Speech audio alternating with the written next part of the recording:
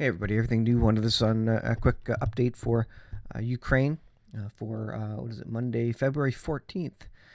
And there's things going on, and it appears that this invasion may be truthful in some aspect. And it looks like maybe Putin has been really building up to this point to secure its borders, to have a buffer zone between Russia and NATO member countries, to keep a quote unquote demilitarized zone and keep NATO basically off its direct borders. And there's a few reasons why I think that maybe what Biden is saying is actually true. They just didn't know when it was going to happen, but it seems like Israel now believes this to be true. And I think this adds a lot of weight to the suggestion that Russia is imminently, maybe the next couple of days, going to invade Ukraine. Israel has some of the smartest people, the Jewish people. You look at their IQ scores. If you go Google that, you'll find they have basically some of the smartest people. The Nobel laureates and Nobel Prize winners. They have, I think, a majority of the Nobel Prize winners are Jews, Israelis. And so I think that they're very intelligent and they know what's going on. Their military obviously has kind of some of the best intelligence out there. This is from RT, Russian news outlet, but Yahoo News was reporting this as well. This is all over. I just picked RT. Israel is evacuating the embassy. The foreign ministry has evacuated diplomatic staff from Ukraine in the wake of Russian NATO tensions. If Israel believes the data that Russia is about to invade, then I would suggest there maybe is something to this. Kiev has dismissed American reports of imminent invasion, accusing the U.S. of fear-mongering, even while accepting massive weapon shipments from the country. President Zelensky has suggested that the U.S.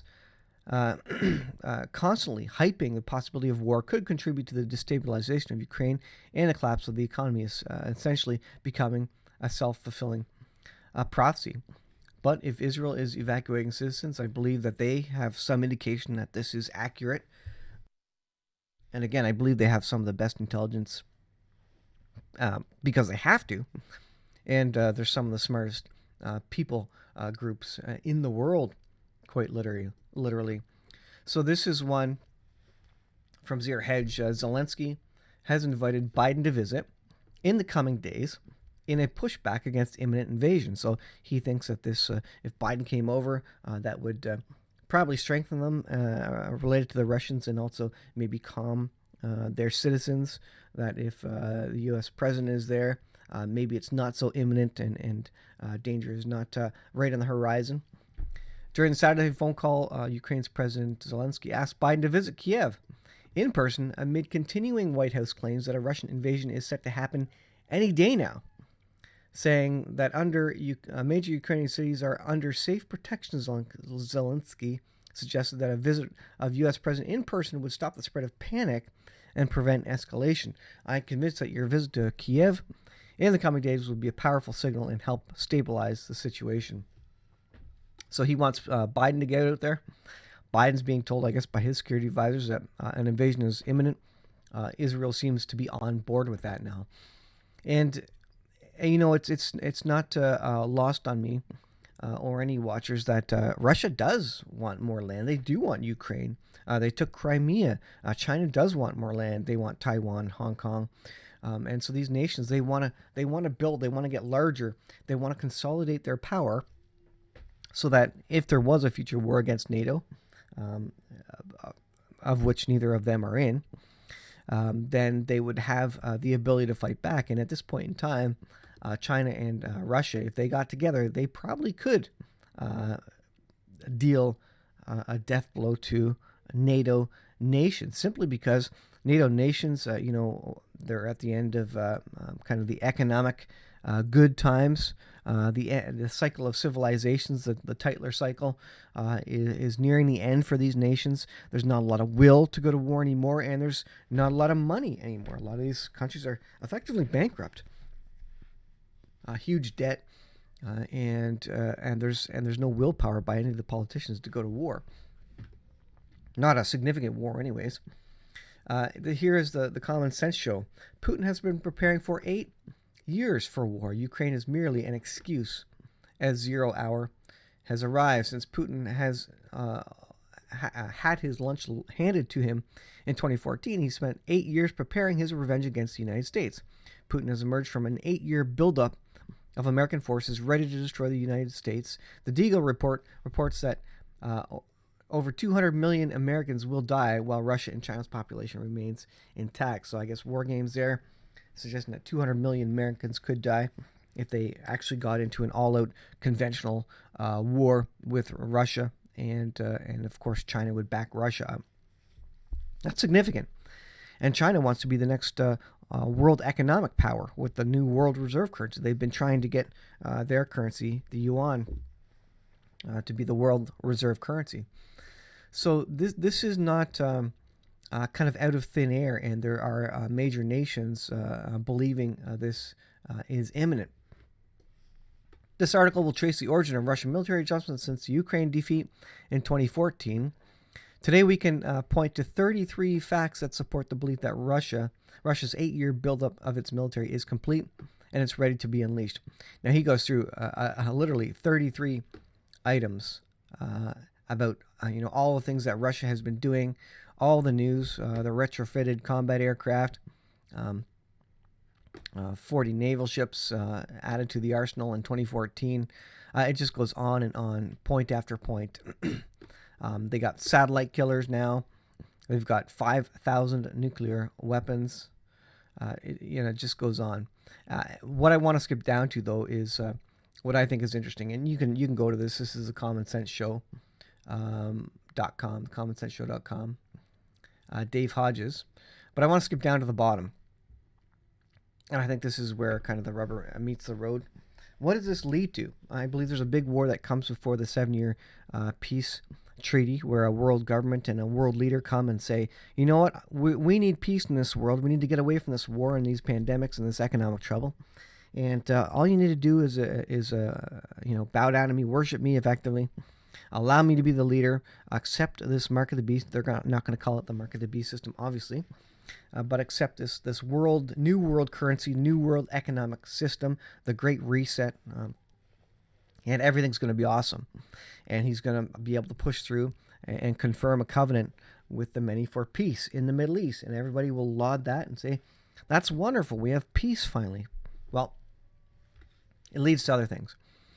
America, you best think beyond Ukraine, that outcome, for all intents and purposes, has already been decided. So the outcome of that. We should adjust our thinking into Putin's next move. So he's suggesting that, Russia's going to take Ukraine regardless, like they took Crimea, and there was nothing happened in response to that from Western nations other than a bunch of lip service related to it. The destruction of Damascus, he thinks, is Putin's next move. And it's a prophecy that some mistakenly think that it stands alone in the Bible. However, it turns out that it is only the first in a sequence of events that are increasingly more serious with much more profound effects. Ezekiel 38 tells us about a Turkish-led invasion into Israel. Turkey is accompanied by Iran, Sudan, Libya. Saudi Arabia is also mentioned in Ezekiel 38:13. Do you think it's a coincidence that all of these nations are fighting in Syria as I write these words, he says. Geographically, Turkey and Syria have a common border. Many biblical scholars think that this stage is set for Ezekiel 38. And he believes that this whole Russia situation kind of leads into Isaiah 17, destruction of Damascus, and the war of Gog, Magog, where they take land, Russia takes land, NATO, United States doesn't do anything. They're not contractually obligated to, because Ukraine isn't in NATO. So maybe Ukraine gets taken, or a part of Ukraine. And the next move is, with an emboldened Russia and China, they move to help Turkey, Iran, Sudan, and these players in Ezekiel 38 and 39, Gog Magog, the dual fulfillment of that. So this is, I think, where it's going. It says The rogue Turkish Prime Minister Erdogan will then lead terrorists from Al-Qaeda, ISIS from Libya, and also Hezbollah and Muslim Brotherhood, jihadists from Iran and Sudan, in an invasion into Israel. This is where things get very serious, as the Bible identifies the leader of the invasion will be none other than the Antichrist. So then the question is, if this is true, how close is the Antichrist, the world leader, to be putting to be put on the world stage and to have a lot of power? And I think we're getting very, very close to that. I think probably there's significant economic trouble or collapse that has to happen first before kind of the world and the sovereign nations of the world accept new government and accept a world government and accept a worldwide currency to deal with all this trouble. But the world's got to be in chaos, I think, before any of this kind of comes into play. And we're getting there. Look at the riots and the upheavals. The citizens are getting up about the mandates all around the world. And in France, they're tear gassing all the Freedom Convoy protesters. They're tear gassing them and going and arresting them. And so, is there freedom in the world anymore? Certainly not if you're against mandates. It's pretty amazing. Canada has turned out to be relatively peaceful and measured in the response from the military, or not from the military, but from the police, even though they were threatening a lot of stuff that never came to pass. They were threatening a lot of what would otherwise be illegal, what would be illegal if they implemented them. They threatened a lot of things, just fear tactics against the protesters. But a judge has come down and said the protesters have a legal right in Ottawa. It doesn't account for every person in Ottawa, but the general main crowd in Ottawa that's protesting has a legal right to be there and protest. That's a win. But of course, the other bridge blockades and such were illegal, and so the police are coming down hard on that stuff. So we don't necessarily live in a free world anymore, and the governments of this world don't even care. They don't listen to the citizens very much anymore, although there is a tide turning against mandates. So anyways, as it relates to Russia, again, when I look at this information that Israel is vacuuming the embassy, that gives me cause to think that maybe there is some truth to an invasion coming within the next couple of days. Now, apparently the CIA intercepted information and given from Central Command in Russia to the generals on the ground on the border with Ukraine that said, invade on Wednesday, the 16th, whatever. I wouldn't put it past Putin, however, and I would suggest that they would be smarter than to let that sort of information get out, and they probably have a lot more different ways. Now, the CIA's intelligent too. They've got good intelligence in theory.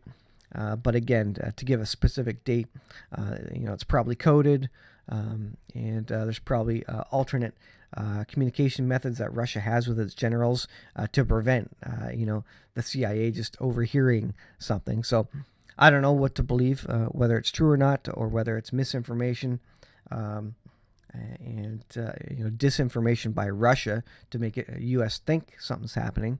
But again, given that Israel thinks or believes this to be true and they're evacuating, gives a lot of credence to the suggestion of an invasion imminently. All right, folks, I'll leave it there, guys. Thanks for watching. A little update there. Be prepared. Pay attention. Oil prices are skyrocketing. Where I am, the gas prices are $1.56 Canadian per liter. That's very expensive, and that's just for the base regular gasoline. So gas prices are skyrocketing because of, the tensions of war, as they always do. So this is why you need to be prepared. Buy all the parts you need to. I've been waiting on some parts from Amazon, and they've been delayed a week. Been sitting in the same place. I don't know what's going on. I don't think it's related to the trucker convoy, but supply chains are breaking down. And you can see it everywhere. Shipping costs are increasing. Supply chains are breaking down. This is a great time to start buying local. And maybe I've learned my lesson that I need to start really buying local a lot more than I have been. And I think everybody should. And that just makes sense for local economy, businesses, small businesses, etc. So, anyways, a word of warning: be prepared, folks. We'll see what happens this week, and we'll see you guys in the next video.